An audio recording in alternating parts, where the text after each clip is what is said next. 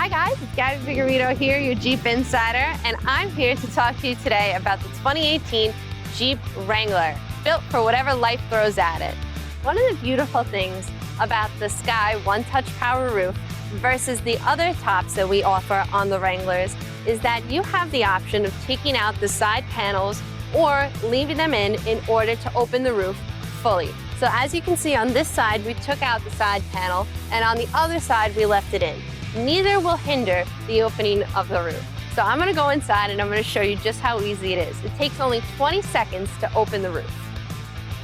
Come up here to your button, just like on a regular sunroof, and enjoy the sun while you wait.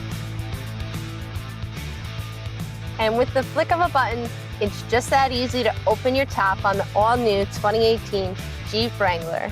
Enjoy the freedom to choose your own adventure at Security Dock.